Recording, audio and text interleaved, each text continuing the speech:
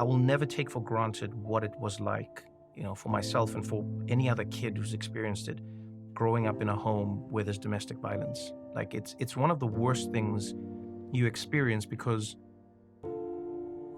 you live in a world where your parents are like the president in a weird way. When you're a child, your parents are the most powerful beings you know. In your head, no one is more powerful than them. And if you ever have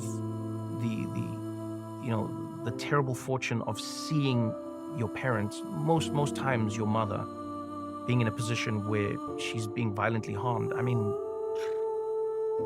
it rocks your fundamental understanding of what the world is, a woman goes to the police and says, my husband beat me, and they go like, oh, but what did you do? This is between you and your husband. Go home, sort it out, figure the whole thing out. You went through something that, again, was really, really horrific, and you got a phone call one day that your mother had been shot by this man. Yeah. And she'd been shot point blank in the head by this man. Yeah. How old were you then? 20s when this happened. Let me think. No, I was closer to my 30s because my younger brother was old enough-ish to drive, but shouldn't have been able to drive. So maybe he was like 40. So yeah, maybe I'm like 24 at the time, somewhere there. 24.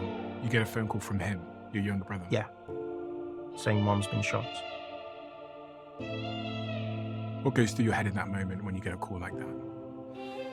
What went through my head was I knew exactly who did it.